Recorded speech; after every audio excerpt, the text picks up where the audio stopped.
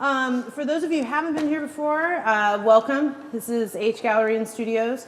My name is Yessica Torres, and the show that we're closing out today is called Nod to Mod.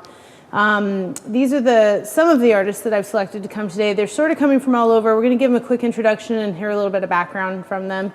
We're going to talk about their individual works, and we're also going to, you can sit if you want. If you have any questions at all, please just save them for the very end. We will open up the floor for any discussions that you may have. And if you have any questions for each other, you guys feel free. And yeah, I guess that's it. I'm still waiting. See if Cameron. Are you still adjusting, Cameron? Just go. Oh, okay. We're pretty pro here, so.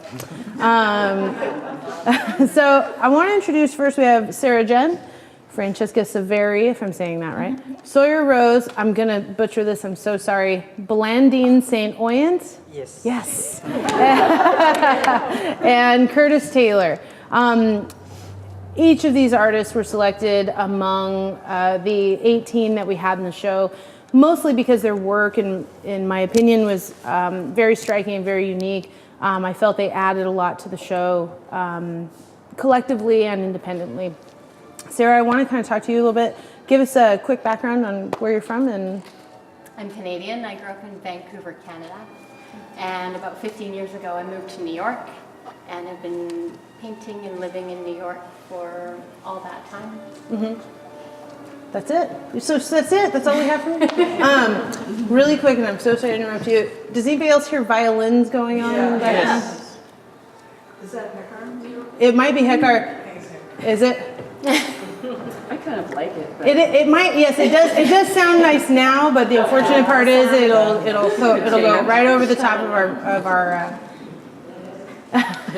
All right, we're back to it. Yeah.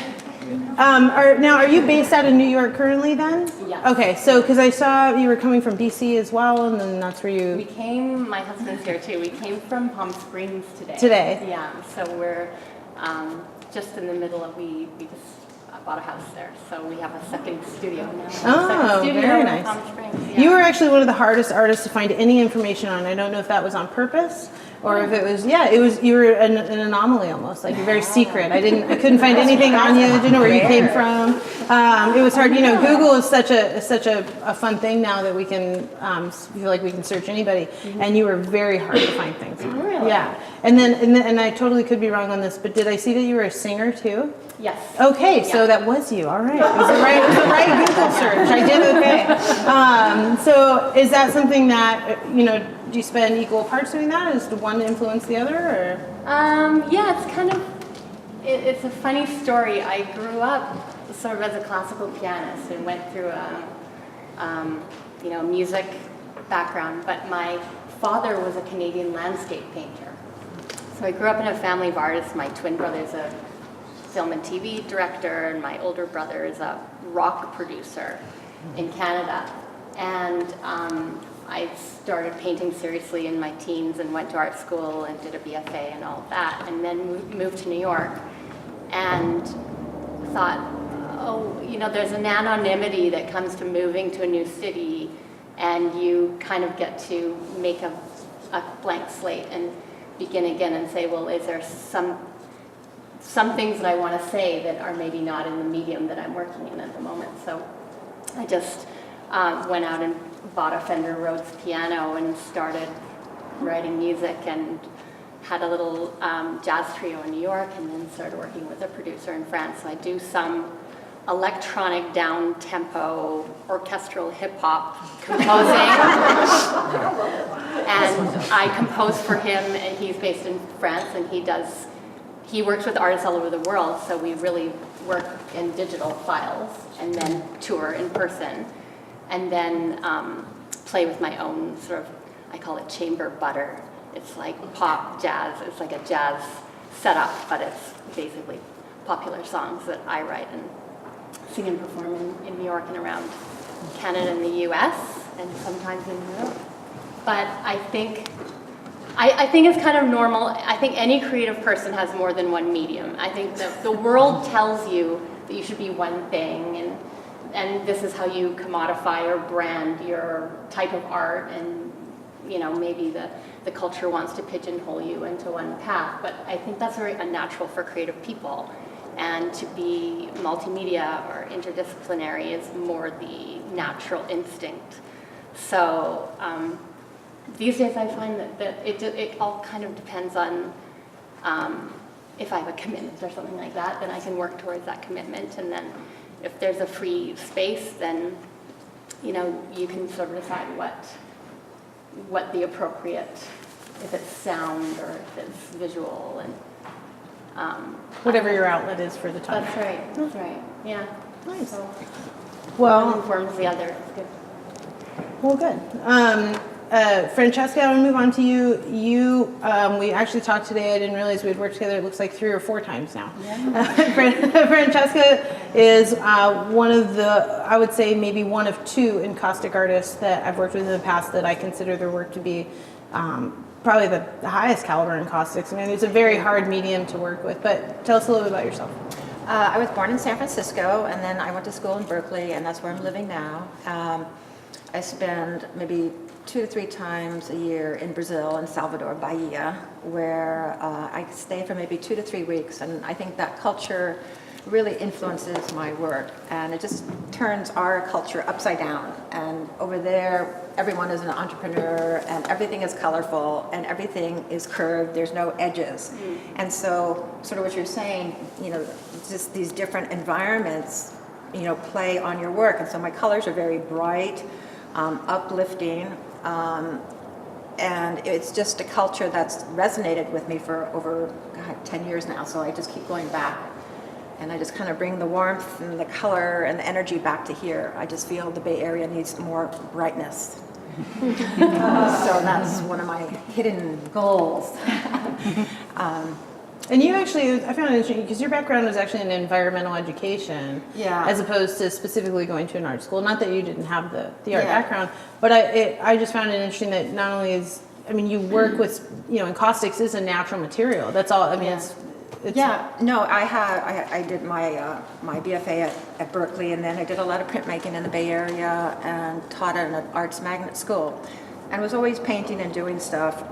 But as you know, teaching is a full-time job. It never leaves you, so it was hard to have a professional art career at the same time. But I was always in there doing it, and then I burned out of education. But my master's was in that environmental education.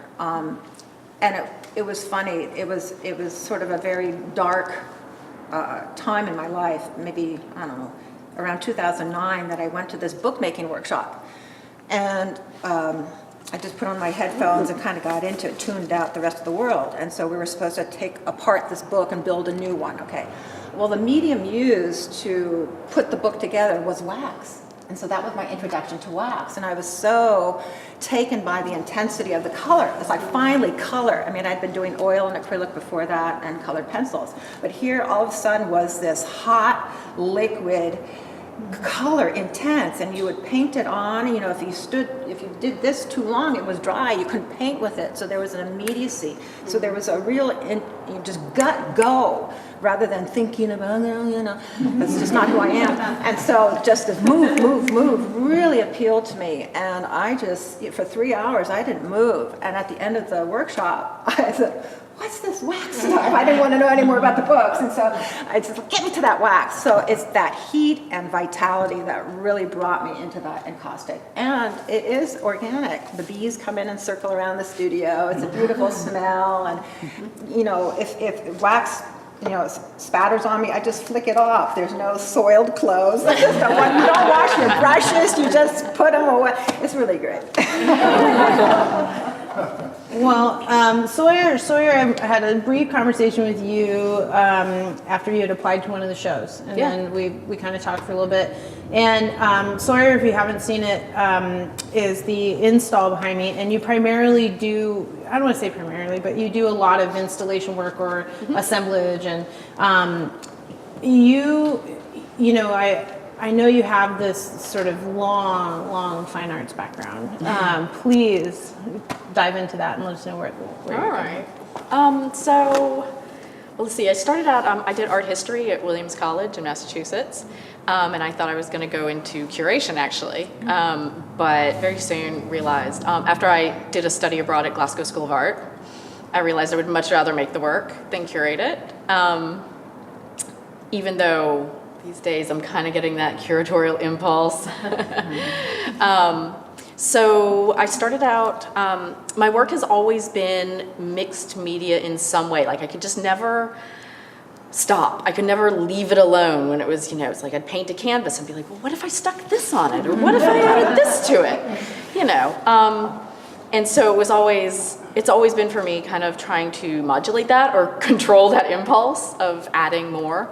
So, I have a story very similar to what you were just telling about the random finding of your medium. Yeah. So I was in a Barnes & Noble, and a book actually fell off the end cap of a shelf, and it was some, scrapbooking for the ladies, something, kind of instructional book.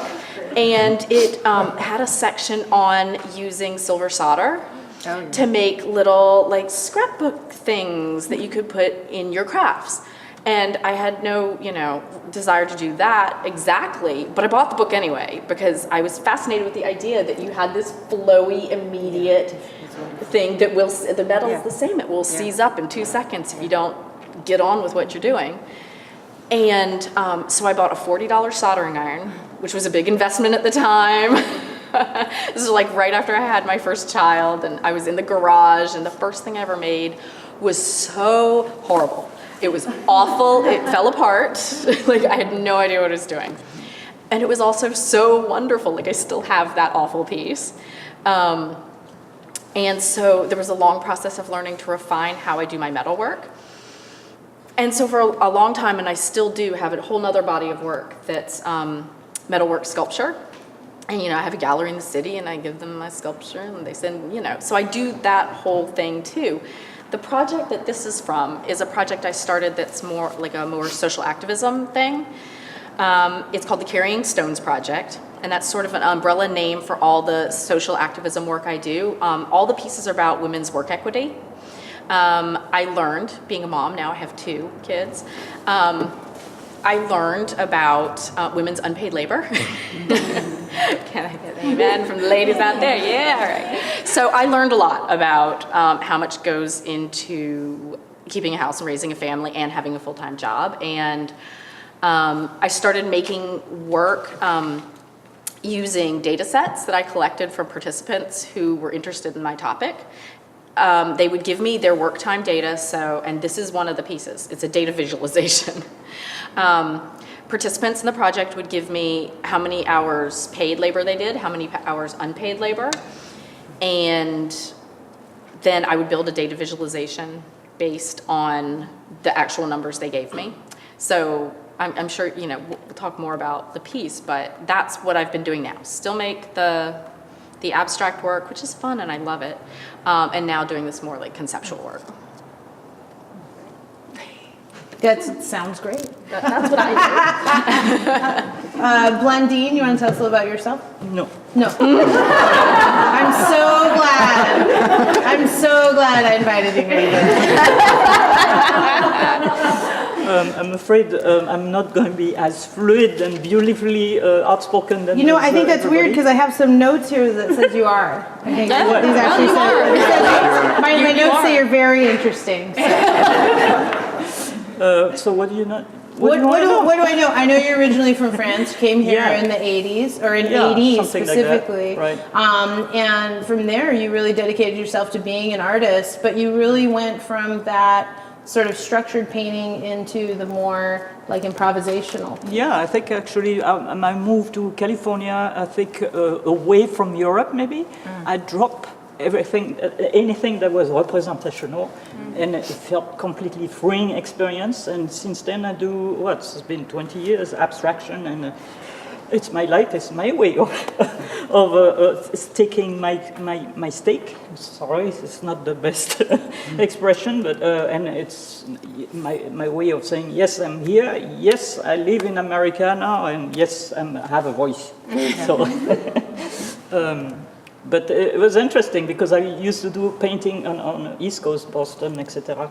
I was interested in archaeology at the time and painting a lot of archaeological objects, tombs, things that had to do with archaeology. And it was very representational. But as soon as I moved to California, it was everything went through the window.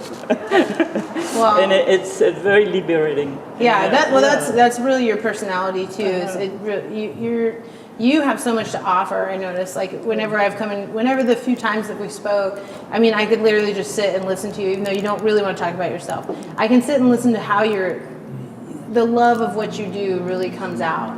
And look at you, I don't want to talk anymore. You get the look on your face like, now I'm embarrassed. Well, it's a little bit my personality, my character. I'm passionate and volatile, and I love pleasure, color, and stuff and material. So here is now I'm pouring paint, and it's this very seductive, beautiful, sexual, seductive thing. Yeah. And that's why I like listening to you. So it's about, I don't have a subject matter. It's abstract, and but it's about the material, really. And the process. And you work in large series too. Yeah, I like to work large, long arms, and I've done some performance art before. I think I like to move around the canvas. I always work with music, so it's a little bit of performance when I paint too. Yeah, so, that comes out, absolutely. Well, Curtis, as the only male in our group today, you're actually Camarillo based. You're one of our local artists. Yep. And I came across you indirectly and then directly once you applied. Your name had come to my attention by a colleague, and I was so happy when you applied. It was fairly immediate. I think within the week or two, we called you and said, "No, you're going to be here, so just be prepared." Tell us a little about yourself. Well, so I was born and raised in South Dakota, and my mother and my father are really creative people. My mom writes craft columns, and so I was always surrounded by crafts as growing up. So starting off with plastic canvas, moving to poured porcelain dolls, to whatever it was that she happened to be working on at that time.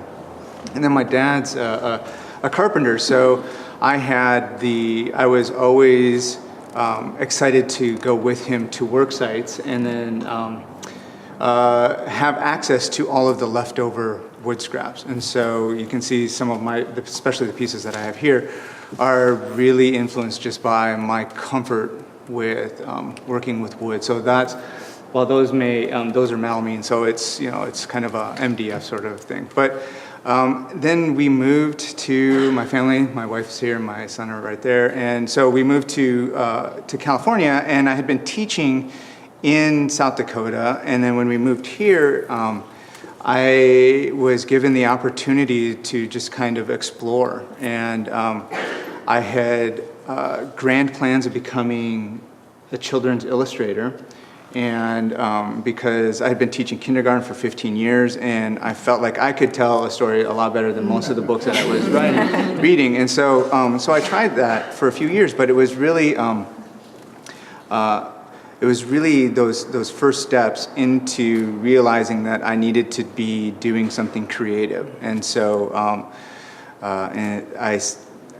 I'm trying to think of, just started looking at schools for MFA opportunities, and then graduated from CSUN last year with an MFA from CSUN. And then... and you're teaching locally too, right? So, yeah, and my teaching experience, my previous teaching experience has helped me out a lot, and so I've been asked to teach classes at CSUN as well, and so I'm looking for other opportunities, like art teaching, higher ed mostly, but also just the lifestyle afforded to that, since I'm only teaching 2 classes, that I get to spend a lot of my time being creative too, and so I have those duties that kind of keep me grounded in a real world. I don't want to say that it's real world by any means, but I have those obligations. But then I also it makes me so excited to get back into the studio.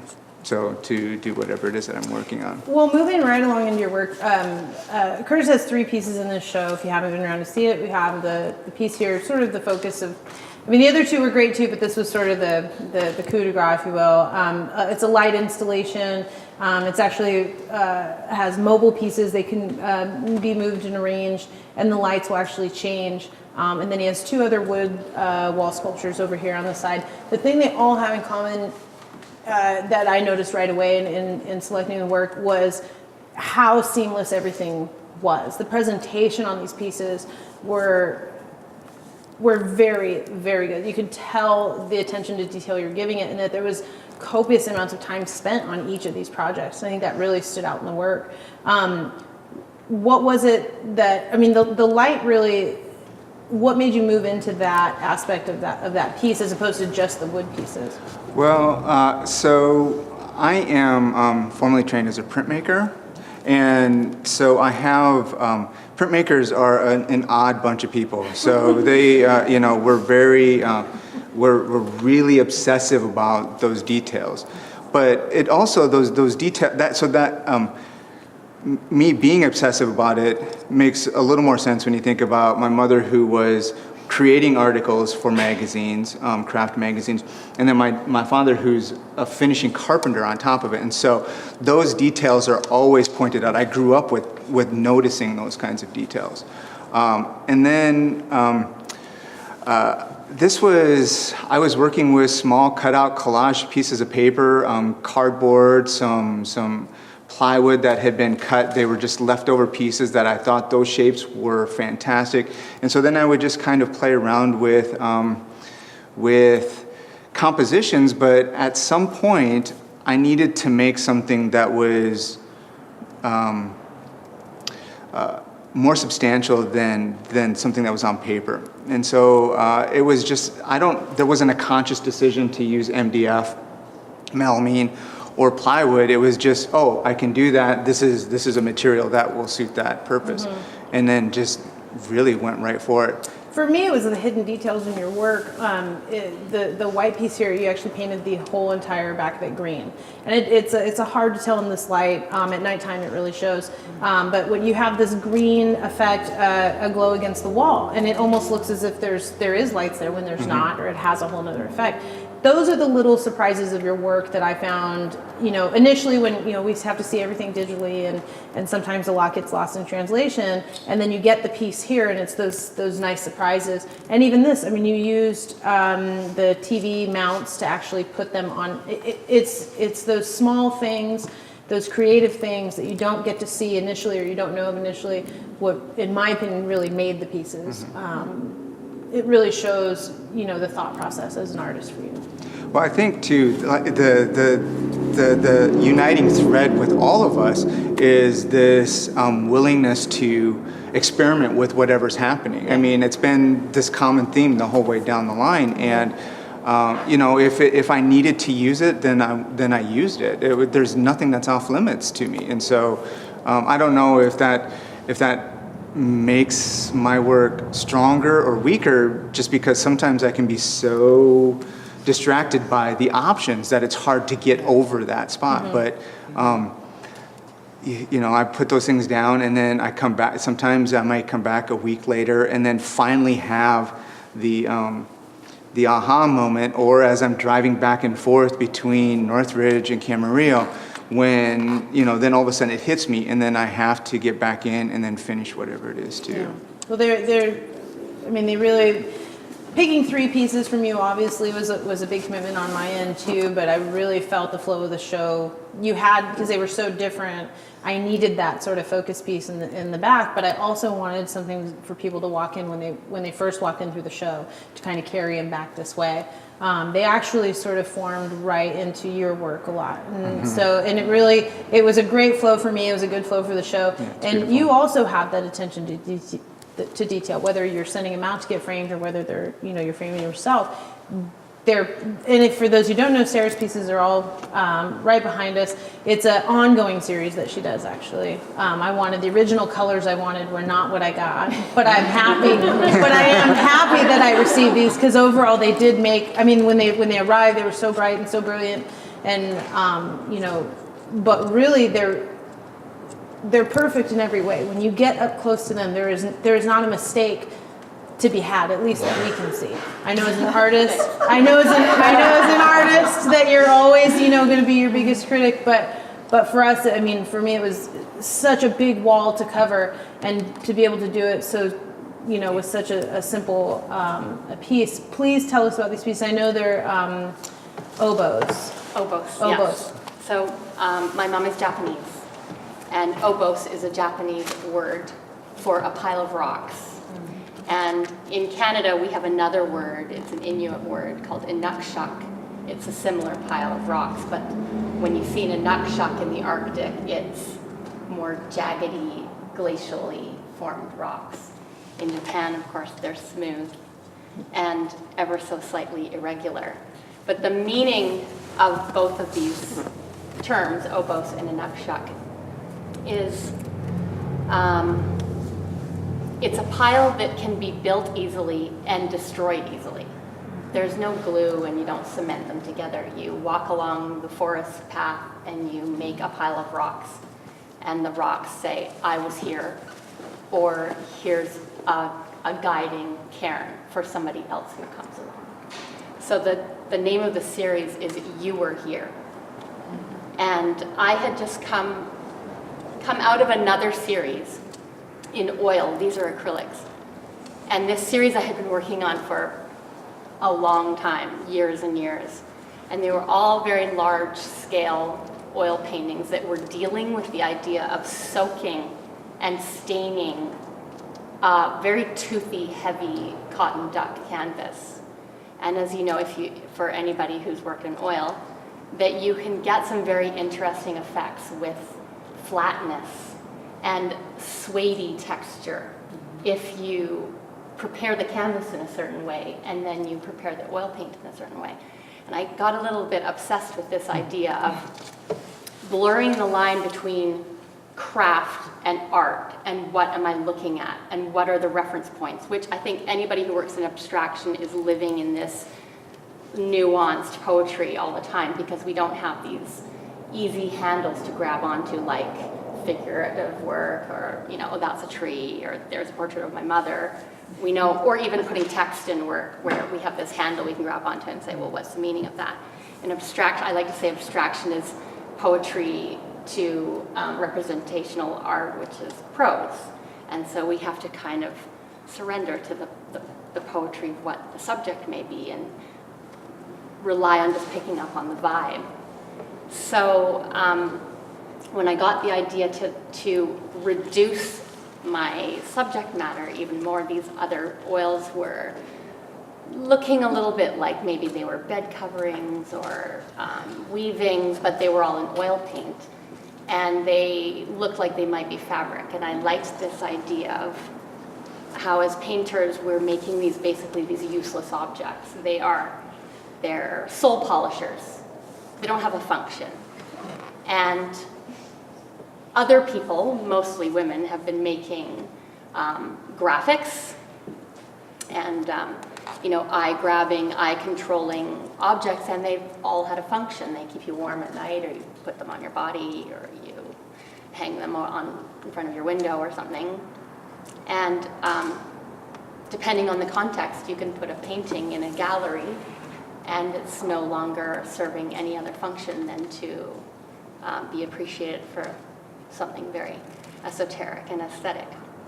So I came away from these oils and thought, I want to do something that's completely flat, like a super flat. And how can I make a super flat and have it still give you something back, like an energy and a softness and a void where your eye isn't stopping on the surface of the canvas. And this is just a little technical obsession, and that's the fun part, is that you get the idea and then you make horrible things for months and to try and figure out, well, this is not, I don't like the way that looks, and how can I get the effect that I'm looking for? How many of these have you made out of this series? I've been working on this series for about a year, And it ranges in size from like 9 by 8 feet to this is the smallest. It's not always oboes, sometimes it's different manifestations of this. The oboes just came because I had been to Japan and I had been a few times to visit my relatives and things like that, but the last time I went was most recent, so I was a little bit older, and it really hit me that this idea, this Japanese aesthetic of wabi-sabi, which is that nothing is perfect. So it's interesting that you use the word perfect. For me, it was perfect, but I'm also, this show specifically, I'm looking for, the Nod to Mod show was really a throwback to that era of just sort of design. The focus was more on these clean lines and these shapes and these things rather than maybe content sometimes. It didn't have to mean anything, but it was that high design and quality. For me, they were perfect. I look at things like space between, the canvas and the frame, the size consistency, the color palette. It obviously is a complete series, but they can be taken out and enjoyed individually as well. Yeah. It really filled this wall, and it was one of the highlights for me to have a series this large, this clean, this simple, but also have high impact as well. So that was something that was, I'm glad they're here. I'm glad to fill your wall. All right. The other is kind of clean. I want to talk to Blandine again about her pieces. She also works in large series. This, I've only worked with a few encaustic artists. I've only worked with, I think you're maybe the second artist that I've brought in that does poured paintings. The poured painting is one of those things, talking about going in between craft and fine art. They can go very well and they can go very wrong very quickly. And it's one of those things that to do it right, to execute it in a way that is beautiful, it's hard. When we first saw these online, I thought they were digital images. They were so clean. They were so crisp. There was nothing about them to me that indicated, and the colors, that popped off. There's nothing that indicated this was actually a, physical paint until we started reading about them. But yeah, tell us about your poured paintings and how you got into that. That's about 15 years ago. Was doing the workshop in Iowa and decided I was going to change my style, and the idea of pour painting. I was in a group of artists, and there was a lot of back and forth about technique and all that, and so I picked this technique because I like the idea of this making my own medium, and that there was going to be liquid. And liquid, it's highly unpredictable. You pour it, and you don't know how it's going to come out. And but I worked for quite a few years with this technique, and was able to obtain, by mixing some of the different colors, the pigment mingling with each other, and suddenly you had this amazing pattern appearing.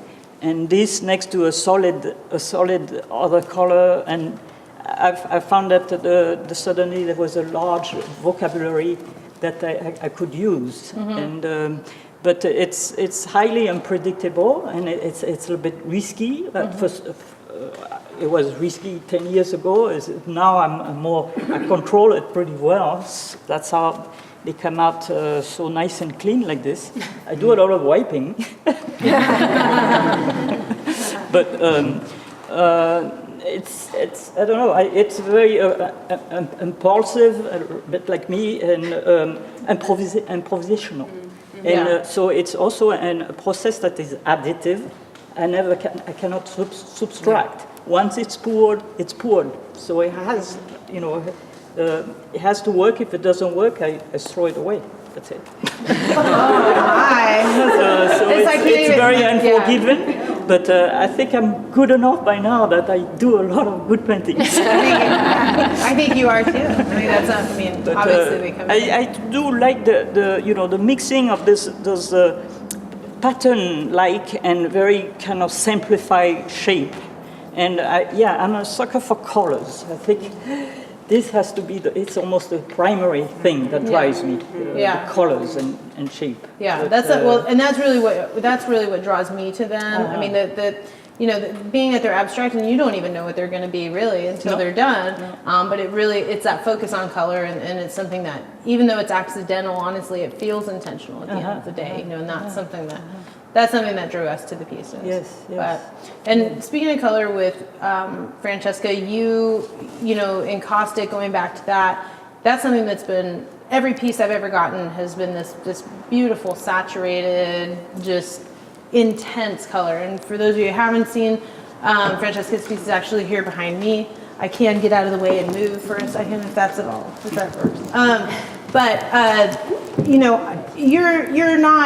You're not a mid-century modern artist. This isn't what you do. I brought you in because I love your work. I felt it accentuated this show, and I did pick a piece that had cleaner lines, than some of the others. But again, that attention to detail really, I think, separates you from others.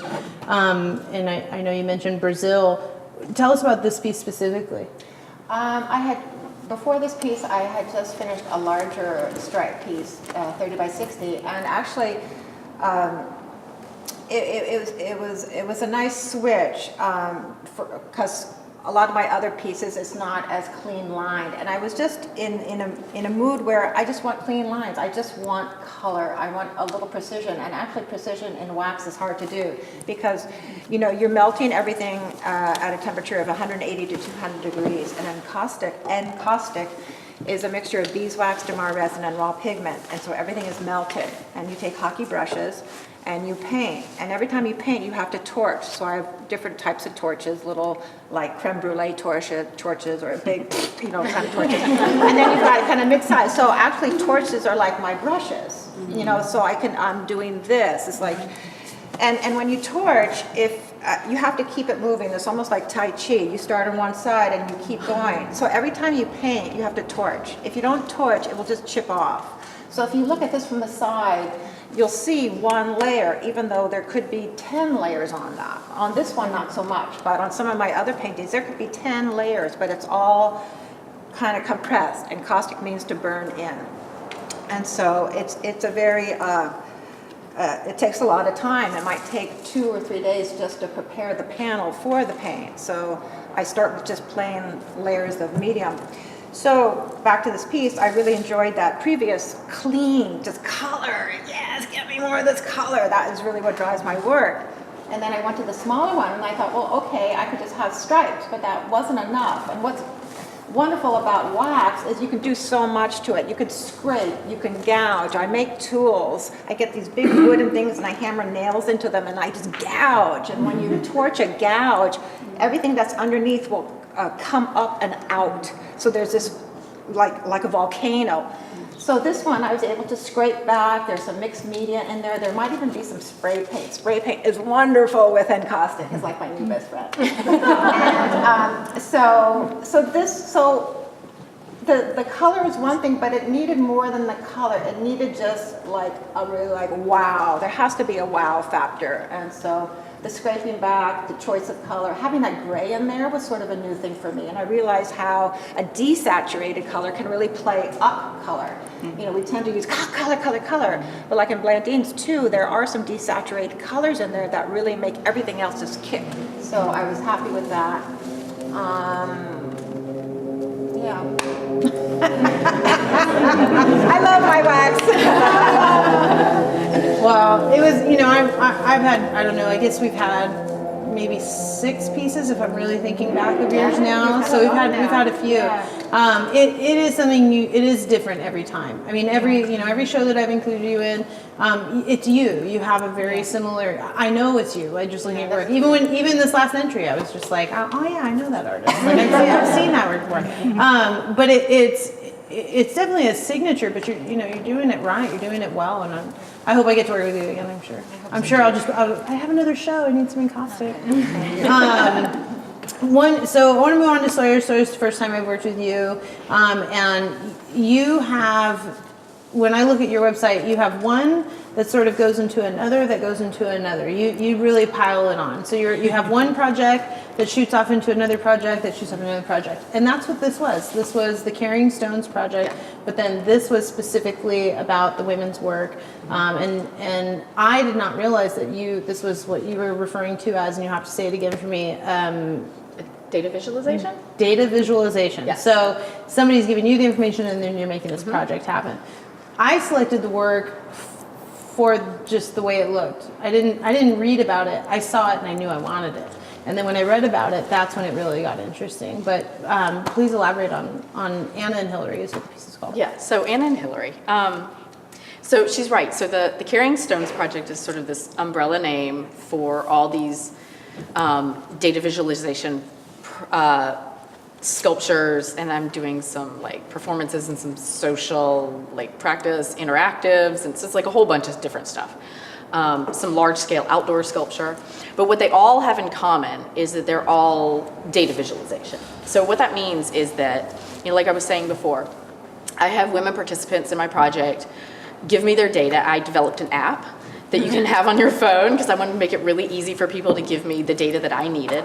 So it just kind of like has your hours, and you say like, okay, for this hour, like I was doing paid labor, then I had to go get the kids, unpaid labor, came home, washed dishes, unpaid, and then I did, I went to the dentist or whatever, So you just poke in your day and it goes into my database, and then I look at it. And, sometimes people have really interesting data patterns that don't fit with what I've seen. And so I'll call them up and be like, tell me what's going on, And so what I started finding was that when I was doing these larger projects with aggregate data, the most interesting part was actually people's individual stories. Mm-hmm.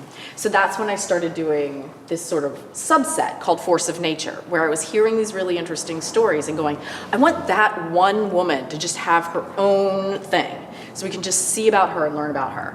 So, it's a series called Force of Nature. This is one of the first 4 that I did. It was like a big installation in Oakland. This particular piece is actually about 2 women. It's a lesbian couple. They have 2 sons, and one of them is this like super, super high-powered tech like goddess. And she was working for the government until things went pear-shaped, and now they've moved to Canada. No, really though. Where she is the first ever like chief technical officer of Ottawa. So she's like super high powered. For a while, she was commuting from the Bay Area to DC and back. Like she was intense. But her wife was just as intense. She was at home with an elementary school student with severe ADHD who had went through a number of schools and then was being homeschooled, and a toddler, basically by herself all week long. So she was just as much of a force of nature in a completely different way. And I was like, I need to hear this entire story. So what I did, I had them both give me data, and I combined it. And you can't see it, but if you saw it when you came in, there's green pods, and that represents the unpaid labor, like domestic labor, family labor in this case, of both of them, green for Anna and silver for Hillary, the tech woman. And then the metal pieces represent her paid labor. She's the only one of the 2 doing paid labor. Something you were saying made me think, it reminded me of this, like it doesn't matter what I'm using, I use what needs to be used for the topic at hand. And that's been really freeing because I'm building them to represent the people they're about, not what I'm doing. So each piece has different materials, and that's been a lot of fun. So the reason it looks so mid-century is that's because like when you walk into these people's house, that's what their house looks like. That's how they dress. They're very designy, simple, clean. Mm-hmm. And so like not all my work looks like that, but these people look like that. And so it's like me trying to give these women a voice and space to be appreciated for the work that they have done, both lofty and humble. Yeah, your work was actually, and I mean this in a good way, your work was all over the place. Yeah. You know, your work wasn't there. I can't look at one piece of yours like I can, Francesca, and be identifiably yours. You know, and that obviously comes from your inspiration coming from all these different sources. Right. You know, which is, but it is amazing to see you use so many different materials and use them effectively. And I mean, they're beautiful, beautiful pieces, big pieces. If you guys get a chance to, yeah, they're huge. I wanted actually, originally, I think I was actually wanting to try to incorporate the carrying stones as well, the wall. Tracy. That's Was me. actually another one of these. That it was in, but I'm like, you can't ship that. The thing's So they like, where are we all- going to put this thing? Yeah, they all, I mean, You know? certainly, like, I'm the artist, and they all reflect me in a certain way. Yeah. In that, like, I like clean lines, Yeah. you know, but And you're ultimately making the decisions on what the materials Sure. are used, you know, and I understand that, but it was really cool to see all these different inspirations and projects coming in, and you know, sort of translating that into your own work. But yeah, well, we do have to wrap up at 4:30. We have about 10 minutes. I wanted to open the floor for any questions anybody may have, and even you guys, if you have them for each other, feel free to ask. But no, we've answered every question. I find this very hard to believe. Yes. This is just an observation, so I'm sitting here looking, each one of you is pretty much in front of one of these paintings with the stars around you, and it's just visually very interesting. They look like little think bubbles to me. Like I feel like they're all like. What were you gonna say, sir? I was just going to ask Curtis, what's the difference between teaching kindergartners and teaching art university art students? Well, I learned through the formal education program just how to break things down to the lowest possible steps, or the beginning steps. And so teaching, especially technical printmaking classes, that has always been something that has come easy to me. So I think that's probably the biggest one, I think. But other than that, I don't think there's any differences between them two. I mean, if you can do one, my family and I, we talk about it all the time. And so I've got a son who's in middle school. I don't want anything to do with that age group. And my daughter's in high school, and I don't want anything to do with that age group. But I can go back, but dealing, like working with adults who took my class because they want to be there, then that's something else, then that makes it easier. Or kindergartens who have to be there. Right, well, yeah, and then, I mean, I was a goofball, so that made their day better and made them wanting to come into the classroom, I think. So, I mean, I was there for 15 years, and so I learned how to entertain, I guess, that way. Yes? I'll ask a question. I'm at the opposite end of the creative spectrum. I'm an advertiser. So for me, I'm used to creating pieces, being advertising campaigns, and trying to get deliberately as many people as possible to look at them. So I'm used to having basically bastardized the process and project it out there. Now with social media, it's interesting in that the public becomes private, and as artists, in a way maybe you're private, you're being forced to be public in a certain way. Do you feel, how do you reconcile this notion of your personal, very private practice of creation with now having to actually ensure that it's somehow out there in the universe through social media? Is that something that sits well with you, or do you struggle with that? Jump in there. Go. yeah. We'll probably say the same thing. You'll go. Well, I fully embraced it and then some. Because like I said, I have this whole other practice where I make these like abstract metal sculptures.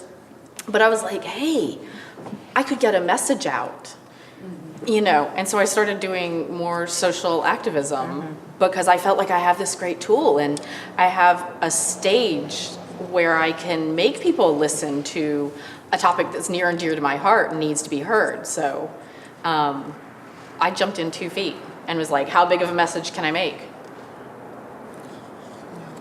No, I was going to say the same thing, is if you see the social media as a platform to get your message out, I think it's when it's not directed, then it can get really crazy. I think the trick is not to spend all your time on it And I don't know, I'm going to speak for myself, but as an artist, I get rejected all the time. So someone looking at my stuff while it's still in, you know, a yucky stage, that's okay. And I'll say, this is a yucky stage. You know, so part of it, I was a teacher for 17 years in the public schools. So, you know, part of it is to inspire others.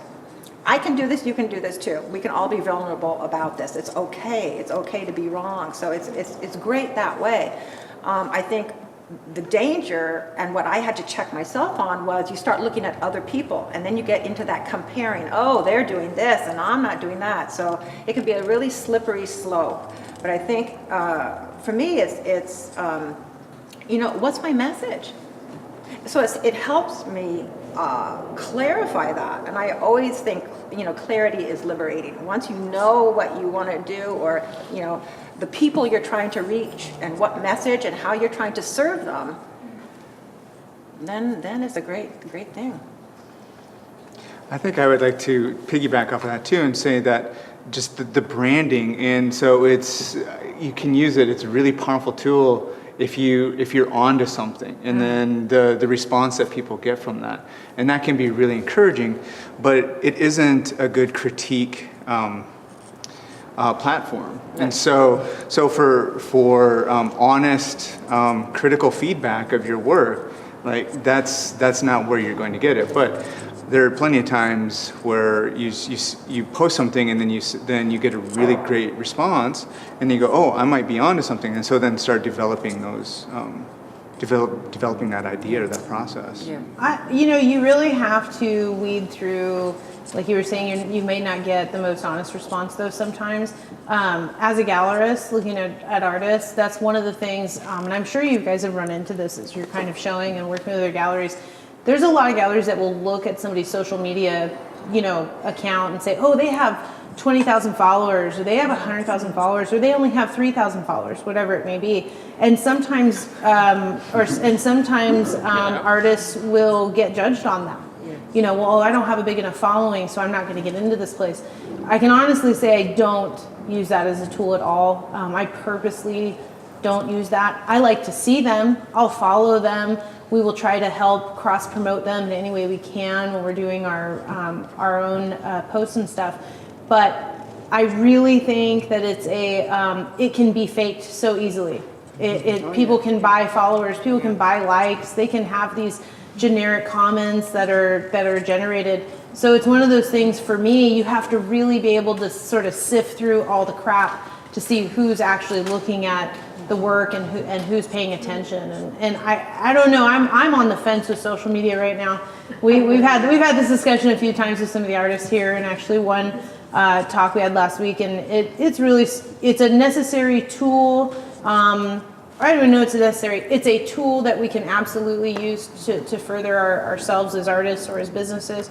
But I do think it needs to be used wisely. There's a lot going on out there that you could probably not, you know, you just put that aside for later. It's not really that important. But anyways, I don't know why I jumped in. Sorry. That's my talk. I'll say what I want. Anyways, well, if there's no more questions, sorry. Just one more thing about that. Yeah. You know, with you know all these followers you can buy and bots and all that. You know, that kind of speaks to this mindset of reaching everyone. And I think for me, what I've learned in the last few years is, okay, you know, I'm testing markets, blah blah blah, but really, I'm pulling it back in and going after the people right around me, really organically in, and let them talk about you.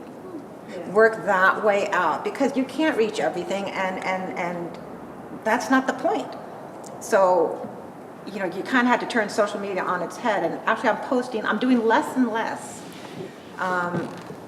But it really honed in for me. It's not about everyone. It's not about the hearts and the, you know, these are just people doing like it doesn't mean anything. So really, where is the meaning? Who are the people we're trying to reach? And I really want to do a supercut of all your noises. I feel like that'll be something good to post on Instagram. And so for me, it's more, okay, no, right around me, you know, my collectors, keep that relationship going, get to know them more, be in dialogue with them, bring them in. And that might happen in emails, newsletters, personal stuff. you know, so like you're saying, the social media is just a tool. It's really, you know, how do we want to communicate and what are we saying? Who are our people? Keep them close. All right, well, I want to thank everyone for coming today. I really want to thank the artists. They're coming from quite a ways away in some cases. And others, we don't care. He'll be here next week. But I do want to thank everyone for coming. Please eat and drink and enjoy yourself. Please check out the show. Today is the last day, and I guess that's it. All right, thank you.